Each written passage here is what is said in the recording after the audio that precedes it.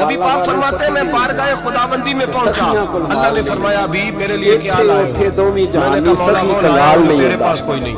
رب کریم کو سارا پتہ ہے، پھر بھی پوچھتا ہے محبوب میرے پاس کیا نہیں؟ فرمایا تیرے پاس عاجزی لے کے آیا ہوں، تجھ سے بڑا کوئی نہیں، تو کس کے آگے عاجزی کرے گا؟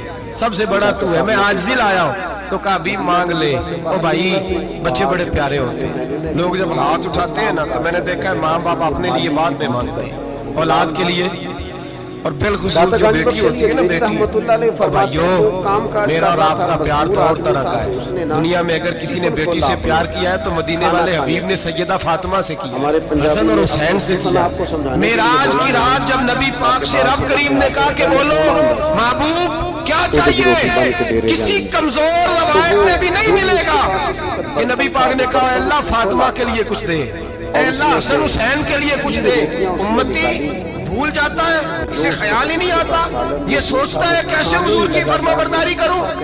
میرے نبی کریم علیہ السلام فرماتے ہیں جب رب نے پوچھا کہ ابھی کچھ مانگ لے، نہ حسن کی بات، نہ حسین کی بات، نہ فاطمہ کی بات، نہ علی کی بات، نہ ابو بکر، نہ عمر، نہ عثمان، نبی پاک نے کہا اللہ تو میرے ساتھ گناہگاروں کی بات کر، اے اللہ تو گناہگاروں کی بات کر، یہ بھول جائیں گے، پھٹک جائیں گے۔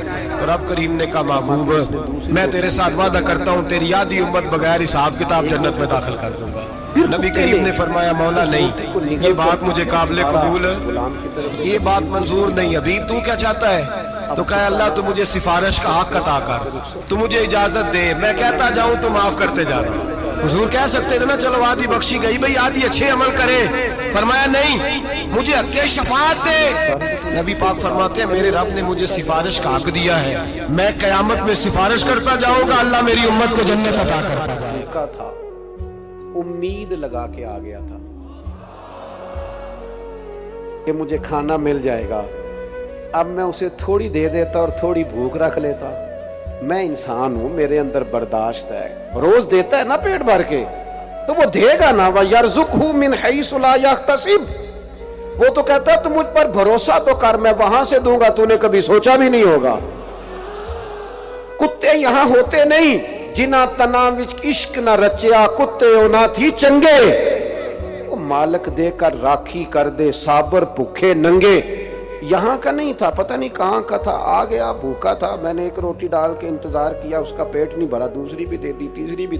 حضرت عبداللہ بن جعفر کہتے ہیں وجد ہو گیا مجھے غلام کی بات سن کے، اس لیے کہ امیر نہیں تھا پر سخی تھا۔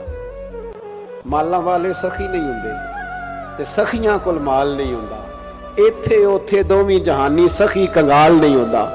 فرمانے لگے وجد ہو گیا کہ غریب ہو کے سخاوت، اور سارا ہی دے دیا۔ فرماتے میں باہر نکلا، معلومات کی غلام کس کا ہے، کہا فلاں کا غلام ہے، اور قریب بکریاں بھی چرا رہا تھا، بکریاں بھی کھڑی تھی۔ کہتے وہ میں نے غلام بھی خریدا، بکریاں بھی خریدی، وہ زمین بھی خریدی۔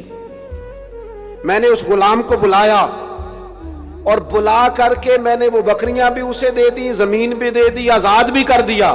کہنے لگا حضور جتنا مرضی بھی مالدار ہو جاؤں، مزاج ہی سخاوت کا ہے، کھڑے کھڑے ساری بکریاں غریبوں میں بانٹ دی، زمین اللہ کی رضا کے لیے وقف کر دی، اور جاتے جاتے کہنے لگا دعا کیجئے گا رب مجھے دیتا رہے اور میں اس کے راستے میں بانٹتا رہوں۔